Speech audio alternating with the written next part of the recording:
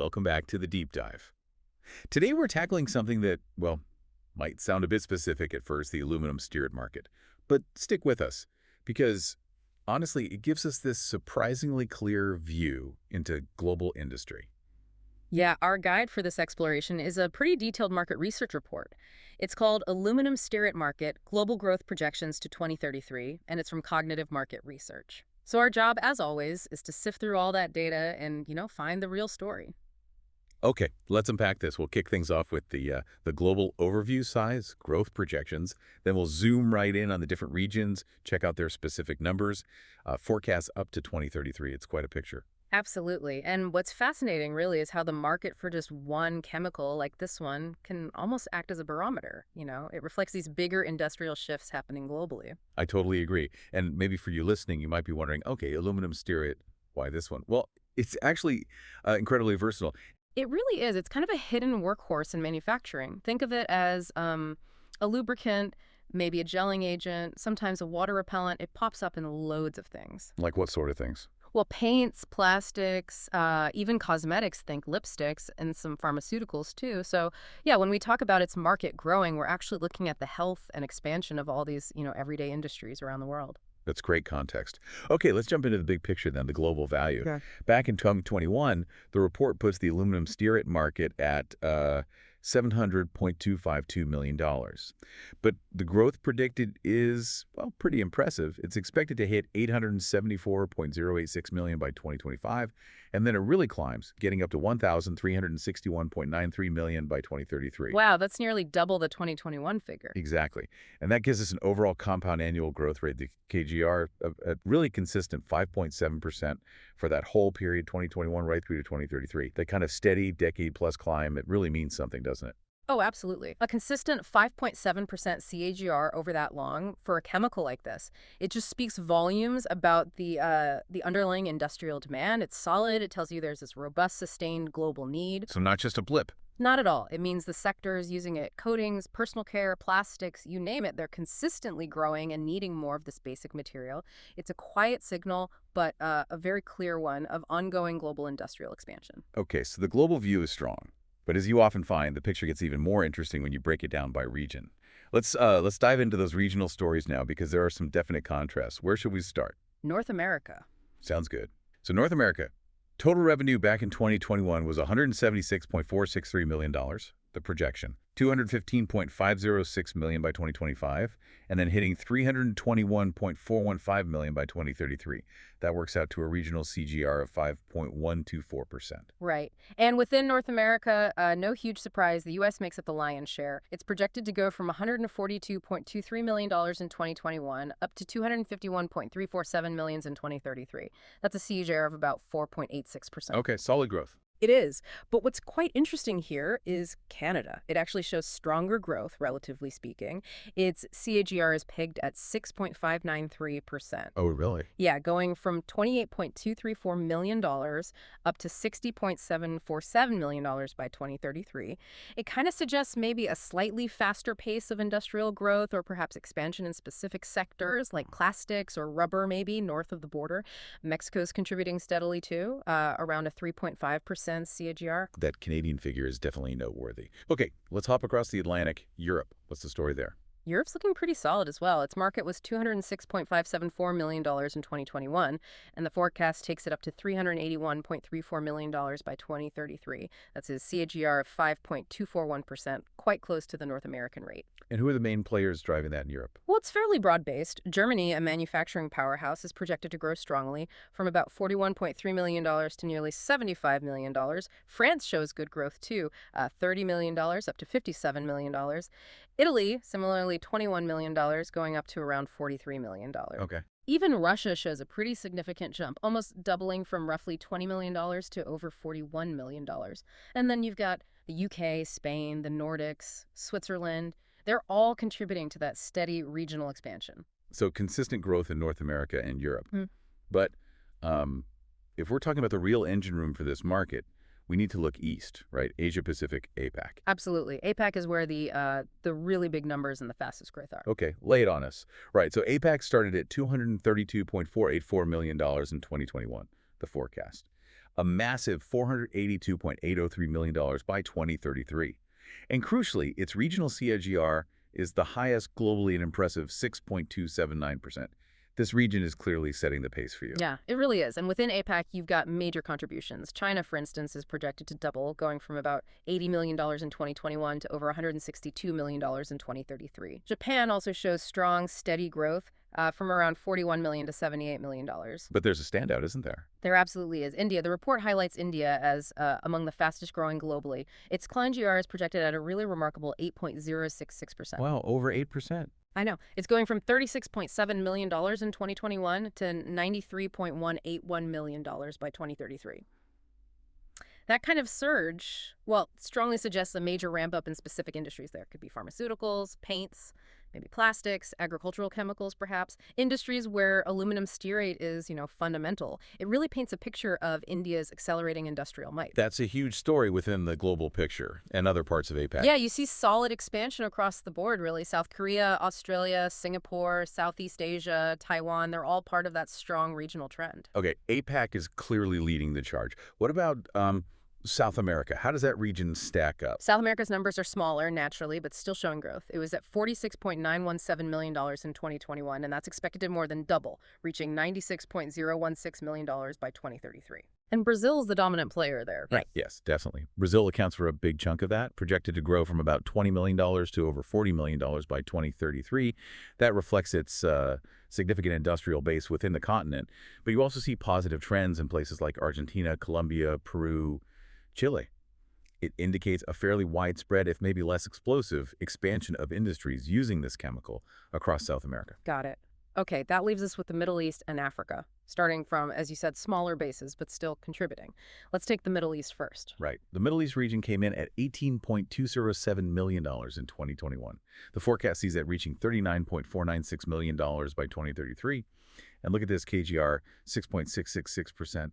That's actually higher than APAC's overall rate. That is interesting. Any standouts there? Well, Wow. Saudi Arabia shows solid growth, projected to go from around $5.6 million to $12 million, but the real headline grabber seems to be the UAE. The report flags it as having the highest TEGR in the region, a really impressive 7.652%. Wow. What does that suggest? It suggests significant industrial diversification and expansion happening in the UAE, likely in sectors beyond just oil and gas that are heavy users of this kind of chemical. We also see good growth noted for Turkey, Egypt, and Qatar as well. That UAE figure is another one of those surprising details. Okay, and finally, Africa. Africa's total market was $19.607 million in 2021.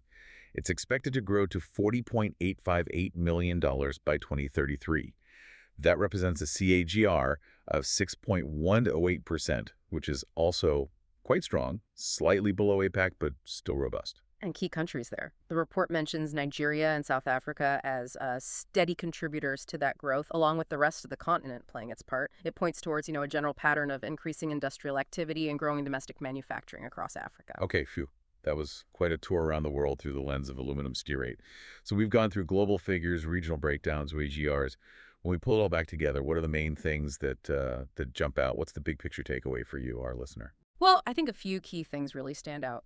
First, just that consistent, solid global growth. That 5.7% EAGR isn't flashy maybe, but over a decade plus, it signals a really fundamental widespread industrial demand. It's not going away. Right. Second, you just can't ignore the dominance and the dynamism of the Asia-Pacific region. It's the largest market, and it has the highest growth rate, largely thanks to that incredible surge we see forecasted for India. And third, these interesting pockets of particularly strong growth, like we saw in Canada and especially in the Middle East with the UAE's high CIGR, these hints at, evolving industrial landscapes, maybe diversification efforts paying off. Yeah.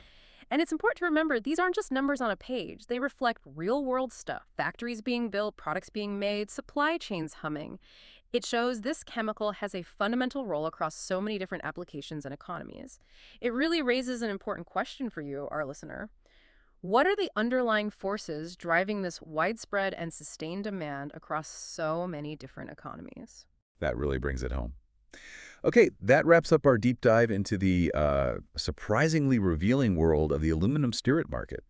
We've seen the global trends, the regional hotspots, and hopefully uncovered some of the story behind the numbers. Thanks so much for joining us. And maybe just one final thought to leave you with. Consider this. What does the universal yet distinctly regional growth of something as specific as aluminum stearate tell us about the foundational interconnected nature of global manufacturing and material science? It truly makes you wonder how many other seemingly niche chemicals are quietly powering the world's economy, doesn't it? It absolutely does. Something to think about. We definitely encourage you to keep exploring these hidden market gems and the vital role they play in our global economy. Have you ever stopped to think about, say, the paint on your car, or maybe the lotion you use, or even the plastic wrap in your fridge? What if I told you there's this single, kind of unassuming ingredient working behind the scenes in all of them, making them better? Even if you're pretty deep into industrial chemistry, this one, well, it might surprise you just how versatile it really is. Today, we're doing a deep dive into aluminum stearate. Now, I know it sounds super niche, right? But understanding its market, its dynamics, it's actually a fascinating shortcut to getting a handle on global industries, material science, even, consumer trends that affect stuff you use every day. Precisely.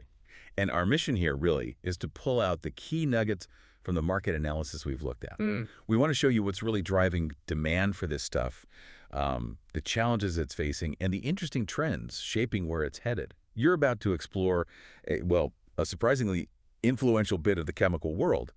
But maybe first, what is it exactly? Hmm. Put simply, it's a kind of metallic soap. You get it by combining aluminum with stearic acid. That's a really common fatty acid you find in natural oils. And that unique combination, that's what gives it all these different Okay, uses. right. Let's unpack that then. What is it about aluminum stearate that makes it so valuable in so many different areas? It really seems like a versatile workhorse. Oh, it absolutely is. And what's fascinating is how its main job can be so different depending on the industry. Take paints and coatings, for instance. It's not just for thickening, though it does that well. It's actually crucial for getting, good color uniformity and making the coating last. We're talking everything from the paint on your house walls to like high-performance industrial varnishes. Hmm. And it's not just about looking good, right? I read its demand is strongly linked to construction and the auto industry, both booming sectors. Is it just the sheer volume of cars and buildings, or are there maybe new trends like in how car paints are made or sustainable building materials that make it even more essential now? It's a bit of both, actually, but definitely the push for longer-lasting coatings, ones that can handle the environment better in construction. And in automotive, especially luxury cars, they want those ultra-smooth, absolutely flawless finishes. Those kinds of applications really show off aluminum stearates, unique qualities, enhancing dispersion, keeping things stable. Things simpler alternatives often just can't match. You basically make sure your paint stays perfectly mixed, from the start of the job to the end. Stops pigments clumping or settling out. Gotcha. So beyond paints, where else does this workhorse material really shine? I heard it's pretty big in plastics and rubber too. Oh, definitely. In plastics and rubber manufacturing, it kind of switches hats completely. There, it acts as a really important lubricant and a mold release agent. Think of it like a non-stick spray for the manufacturing process itself. It really helps the materials flow better into molds, and it gives you a much nicer surface finish on the final product. That's super valuable when you're making things like flexible packaging, tires, all sorts of molded plastic parts we use all the time. Okay, wow. And it doesn't stop there, does it? I was honestly surprised to see it listed for cosmetics and pharmaceuticals. How does it end up in like our skincare? Right. In those areas, it's really valued for its emulsifying properties, Hmm. helping mix oil and water bits, and also because it repels water. You'll find it helping blend ingredients smoothly in things like creams, ointments, powders. And, with consumers more focused than ever on skincare and personal health, manufacturers are always looking for stable, non-reactive ingredients, ingredients that give that nice feel and provide good barrier protection. Aluminum stearate, it fits the bill really well. It's genuinely fascinating, isn't it, how this one compound plays such different but vital roles. I mean, it's underpinning everything from the shine on your car to the feel of your hand cream. It really highlights how interconnected industrial chemistry and the products we buy are, often in ways we just don't see. Okay, but with all that versatility, it's never just smooth sailing in any market. And here's where it gets really interesting, I think. Like any dynamic market, aluminum stearate definitely has its challenges. What are some of the big roadblocks it's running into right now? Well, one significant hurdle is the growing focus on health and environmental concerns around metal stearates generally, and that includes aluminum stearate. There's a real possibility that regulatory agencies might tighten the rules for its use, especially in things like cosmetics or stuff related to food packaging. That could potentially limit where it can be used, or it might force manufacturers to reformulate their products. And as you can imagine, that's a huge, expensive deal. Yeah, that makes total sense. When I first looked into these challenges, I was actually struck by how much regulatory pressure seems to be building. For something that feels so, well, commonplace, what's the main driver behind those specific concerns? Is it something new? It's really a mix of things. Greater public awareness about what's in products, for one, Hmm. and also just evolving scientific understanding. The focus isn't necessarily on like immediate danger, but more on ensuring long-term safety, especially thinking about cumulative exposure from personal care products you use every day. It's about being thorough, really, due diligence. Right, okay. And sticking with challenges, what about the economics? I'm curious about the raw material costs. Supply chain volatility seems to be a theme everywhere lately. That's definitely another big one. The market really relies on stearic acid and aluminum salts. And the prices for both of those can be, well, volatile. They can jump around quite a bit. Yeah. Think of it like trying to run a bakery when the price of flour and sugar is wildly different every week. It makes planning, pricing, predicting profit margins really tough, especially for industries that are very cost sensitive, like, say, textiles or plastics. Yeah, I can see that. And finally, the analysis mentioned intensifying competition from substitutes. What's happening there? Exactly. You're seeing alternatives pop up, like zinc stearate or calcium stearate, and other synthetic options too. Sometimes these alternatives might offer similar, maybe even better performance, or perhaps they come in at a lower cost. Or crucially, they might face fewer regulatory hurdles. So that adds pressure, particularly in sectors like pharmaceuticals or rubber processing, where they're always hunting for the best, most cost-effective solution. Wow. So this really raises a tough question for manufacturers, doesn't it? How do you balance the performance of a material, works like aluminum stearate with these shifting regulations and the constant squeeze from costs and competition? It's a real tightrope walk. Requires constant monitoring and adaptation, no question. Okay. So, with all those challenges kind of swirling around, what does this actually mean for the future of aluminum stearate? The sources we looked at point to some really interesting trends that seem to be shaping where this market is going. Yeah, and a really critical one is the clear shift towards eco-friendly and bio-based stearates. We're seeing manufacturers increasingly looking to use stearic acid that comes from sustainable sources. This isn't just, greenwashing. It actually reduces the reliance on petroleum-based ingredients, and it lines up perfectly with these big global pushes for sustainability. It's especially attractive for industries like cosmetics and food packaging, where consumers and therefore brands are really demanding greener options. That feels like a powerful driver. Are we also seeing changes in the material itself, like how it's being developed or used? Absolutely. There's a really significant trend towards customization, tailoring specific grades of aluminum stearate. This means tweaking the material to meet very precise needs for a particular end use. Maybe it's about getting better viscosity control or more resistance to heat or improved dispersion. And this level of specificity is actually opening doors for aluminum stearate into new, quite niche, high-value areas. Things like specialized ceramics, advanced printing inks, even cable insulation. So it's finding whole new applications. It's like precision engineering, but for a pretty common compound. Interesting. And what about the global picture? Are there specific regions that are really driving the growth now or expected to? Definitely. Emerging economies are really becoming key growth hubs. We're talking regions like Asia Pacific, Latin America, the Middle East, places like that. You've got rapid industrialization happening in these areas, and that's just fueling demand for everything. Aluminum stearate goes into paints, plastics, lubricants, you name it. So as their local manufacturing scales up and they look more at export opportunities, aluminum stearate is naturally gaining more traction. These are really dynamic regions for this market. So, if you kind of connect all those dots, what we're seeing is a market that's far from static, right? Exactly. It's innovating, think bio-based sources, custom grades. It's adapting to these big global demands like sustainability, and it's expanding its reach into new specialized uses, all while being pulled along by growth in these really diverse emerging economies. It's a great example, actually, of how even these sort of fundamental chemical building blocks are caught up in this constantly shifting global picture. And there you have it. That's our deep dive into aluminum stearate. We've gone from understanding its surprisingly hidden roles in everyday stuff through the headwinds of regulation and competition, all the way to the really interesting innovations and global shifts that are shaping its future. Yeah, and just think about it for a second. How many products you probably touch today are influenced by these complex, often unseen market dynamics?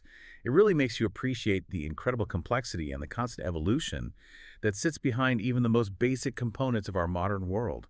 Imagine being a manufacturer, trying to place billion-dollar bets on a chemical compound while the rules of the game are changing underneath you.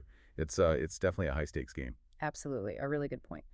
So keep that curiosity going. Keep asking questions about the hidden stuff, the ingredients, the global forces shaping the products around you.